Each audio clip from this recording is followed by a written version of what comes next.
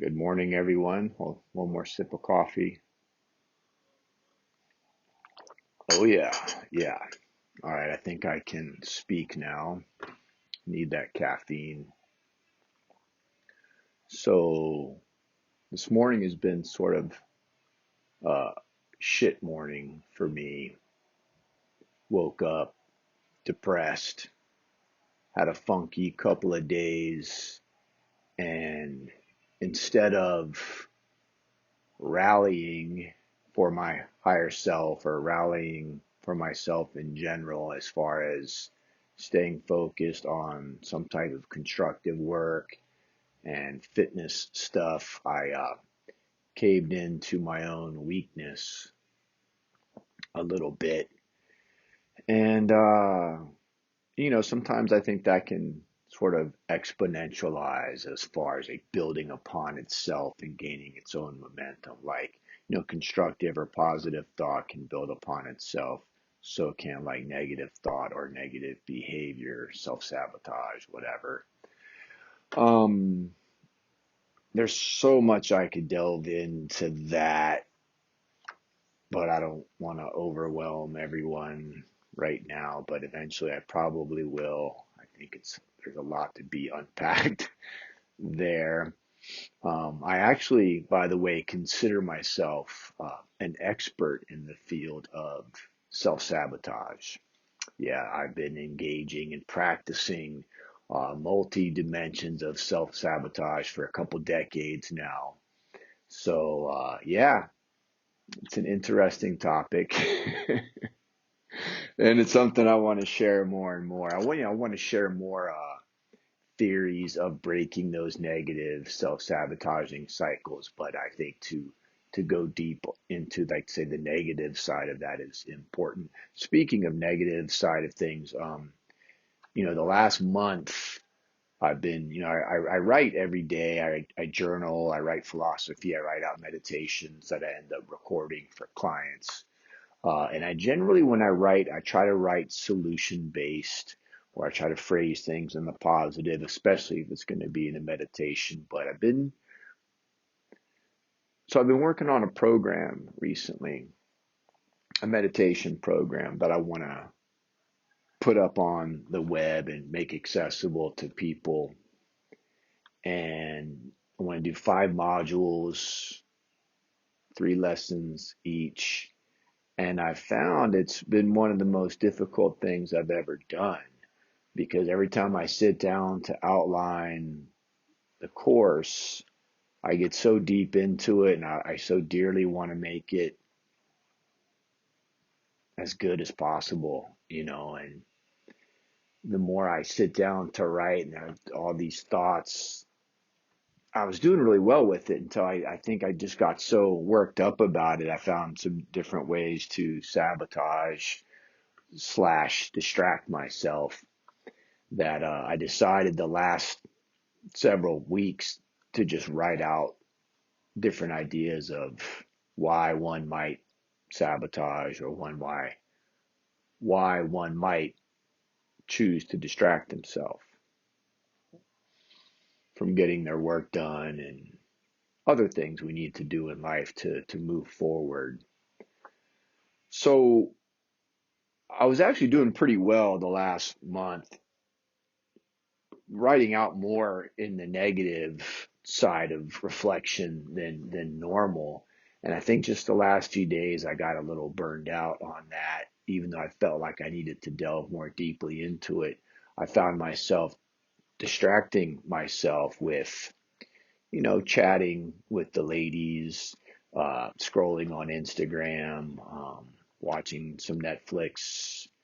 And then I knew it got really bad when I was picking up the phone during my writing time. I usually write 90-minute blocks, and I put the phone away. I set the timer and really focus. And sometimes I got the phone here, by the way.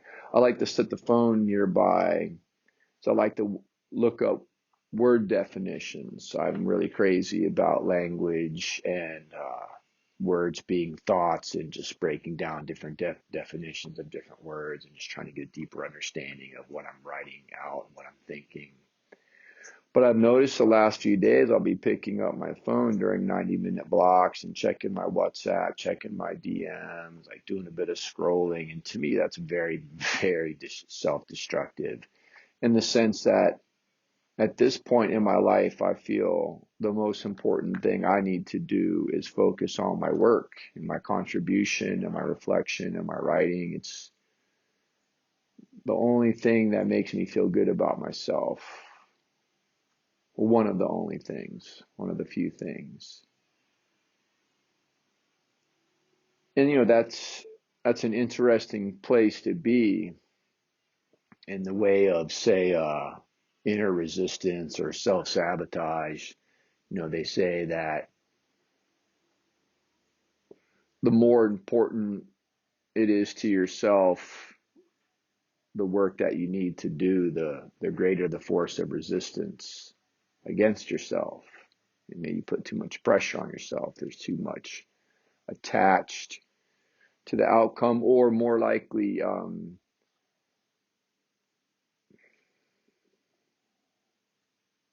there's too much pressure in making something perfect. So therefore, you don't want to even give it your full focus or your full time because that pressure of perfection can be overwhelming. And then it's also been said that, you know, people that have more light to bring into the world are always going to be more opposed by the forces of darkness. I believe that.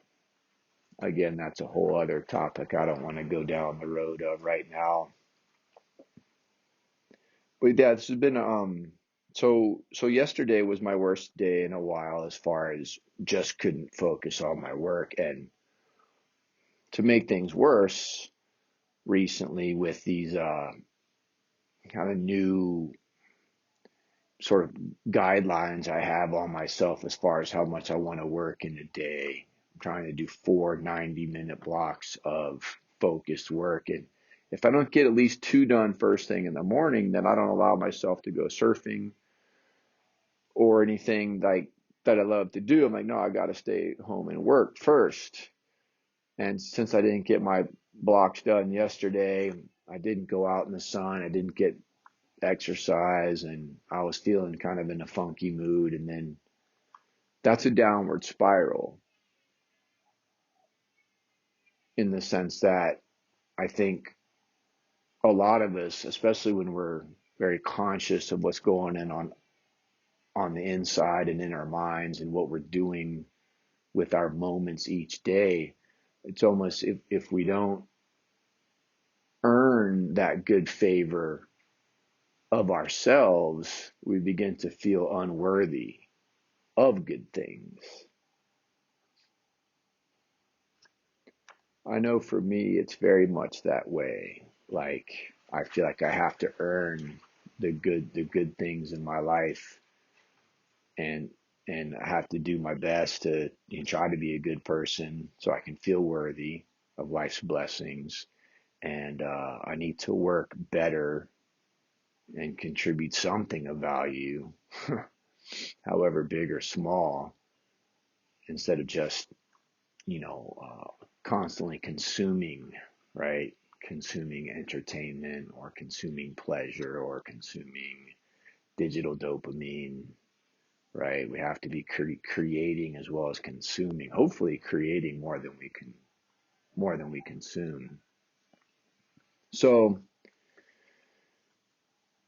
yeah, back to yesterday, I didn't get my shit done, and I didn't end up even going to the gym or anything, which is one of those things I sort of need for my mental and chemical balance and well-being. So by the time evening came around last night, I was in a real funk. And I was like, all right, I'm just gonna eat some chicken and rice and watch a movie. And then someone's like, nah, you know what? You've been so horrible today. You might as well just like pack it all in, make it a full-on proper like shit day. Just order a bunch of ice cream and Oreo cookies. I haven't done that for a while. My body doesn't really like sugar anymore. And I was like, no, I shouldn't. And then the little boy's like, nah, you pack it in, like all of it over with in one day and just start fresh tomorrow, which is sometimes like that's reasonable, but it never really is. It's never something good to build on. So anyways, I ordered the ice cream last night, mass amounts of it, like two like large containers and a full sleeve of Oreo cookies. I ate all of it while watching the original Alien, um, which was pretty awesome, by the way. I do love that movie.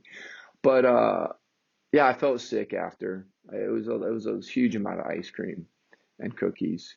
And I woke up this morning. I thought, okay, it's a fresh day. I did get up early. I was like, okay, I'm going to sit down and write.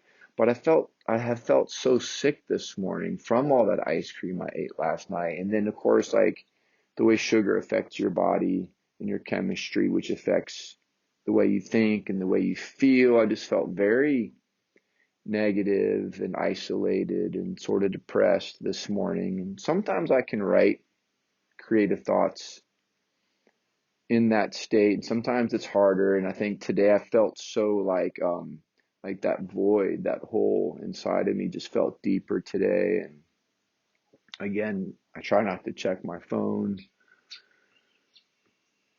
but I was feeling the need to distract myself from my feelings of like sort of apathy and sadness and isolation. So yeah, trying to fill that hole, scrolling on Instagram and looking at some of the things I don't have, like, a beautiful partner, or I don't have a lot of friends around me right now either, which is okay. This is part of the journey I'm on here in my life in Bali and my process of what I'm doing. But sometimes it feels isolating, especially when I haven't exercised for a couple days or eaten a bunch of shit food and just in a real negative space. But like, it's okay. It's cool. Like I wrote, I wrote something, I try to write a few cards every day, some thought ideas.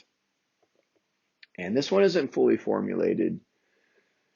Usually I wouldn't share something like this that's not fully formulated. I mean, it sort of is, I guess, but I'd like to have it more clear.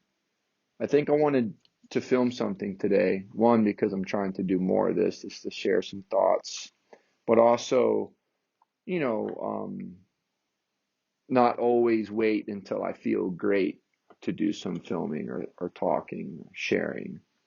Also catch those lower point days, which this has been so far. I'm hoping to get my ass out moving. It's pretty early here still. So today's not a total loss.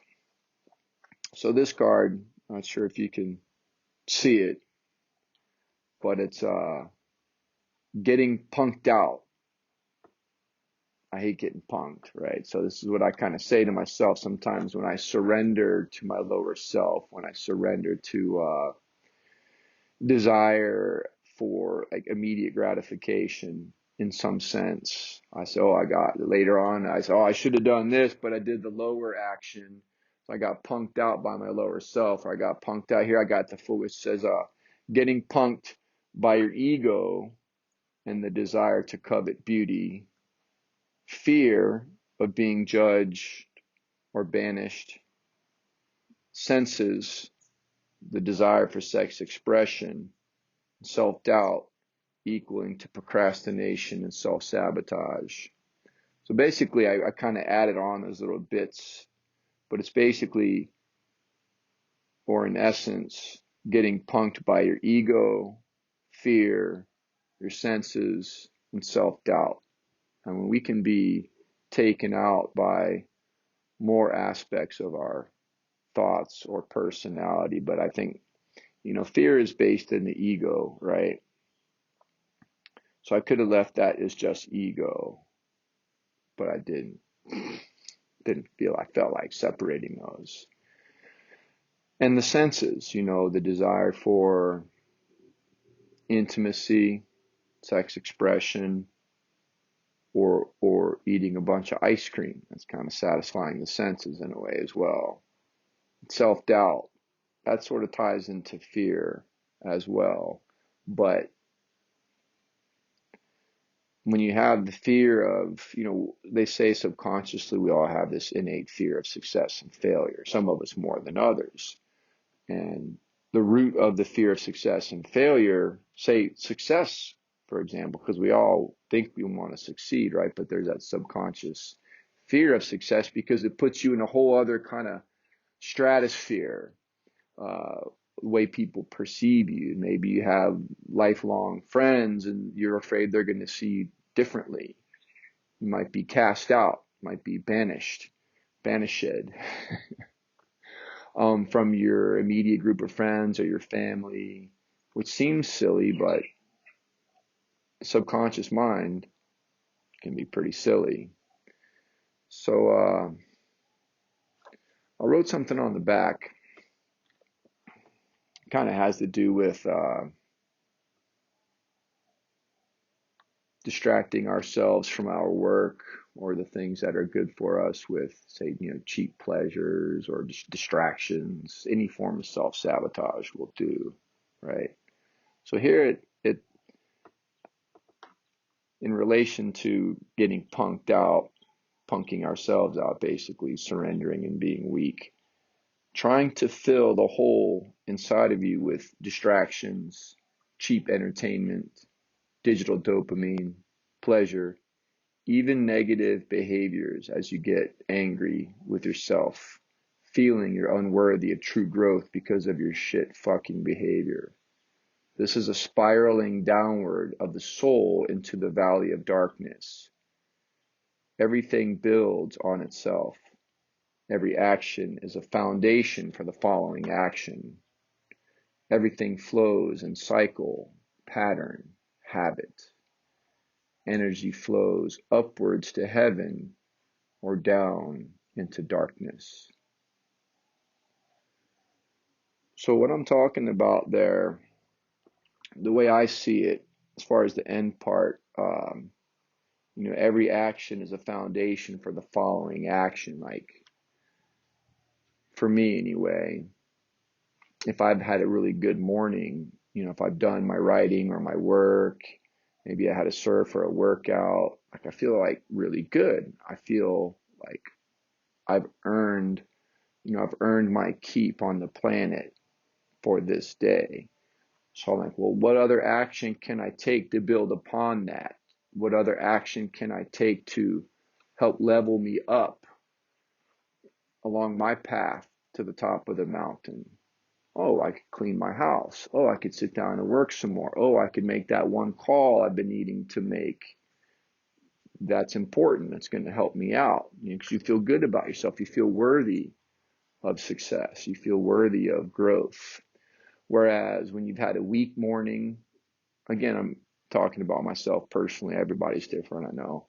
But say a weak morning where you didn't get any work done or you didn't do a stretch, or instead of even contemplating something creative, you're like sucked into the Instagram world or something else that's just counterproductive. Then you start to think, oh, like I'm somewhat worthless, or I'm weak, or I've already had a shit day. What's it matter if I do something constructive or not? Or I feel tired from looking at my phone. I should just go back to bed. Or some other type of negative thought and negative behavior building upon that preceding negative thought or negative behavior. That's what I'm talking about, cycles and patterns and setting the foundation for the next thought or setting the foundation for the next action. Something I think is important to remember is, it's never just that one time, right? It's like, oh, just this once I'm going to be slack, or just this.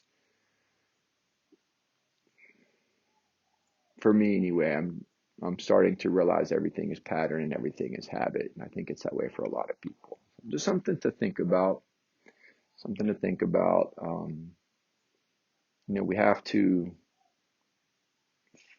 earn the feeling of feeling worthy, which feeling is the true energy behind manifestation, how we feel, right? We want to think positively, but we have to feel that way if we want to manifest the good things in our life. And we have to be careful of that, as far as when we feel shitty or we feel unworthy or we feel like a loser because of our poor thoughts and shit action, we sort of attract that kind of energy into our life as well. So yeah, don't get punked. Don't get punked. And you have those thoughts that, oh, I just gonna pick up the phone instead of do what I said I was gonna do, or yeah, I'm really, I'm gonna get after it this morning and do all these things. And you hear the little voices, oh, but who do you think you are to excel in life? Who do you think you are to do something better for yourself? That negative self-talk is trying to punk you out, whatever it is, fear-based, or maybe, whatever positive action you want to go and take for the betterment of your life. There's always that counter thought that wants to pull you in a different direction towards immediate gratification, or like gratifying the senses, or something to just stop you in general out of fear. Don't get punked. Recognize the two voices, the lower self and the higher self. The higher self wants you to go up the mountain, and be able to see your life from above the clouds, the sun rising and setting, and looking across the landscape of your life and your friends and your connections. Or the lower self wanting to pull you down from fear and self-doubt, overindulgence. That's a dark place. We want to trot up the top, upward, ascending, not descending. So those are my thoughts for the day, my funky morning. So to those of you that have stayed here with me through my ramblings, thank you. I want to send love and respect, big ups. Fight the good fight. It is a fight. And yeah, good coffee. Thank you.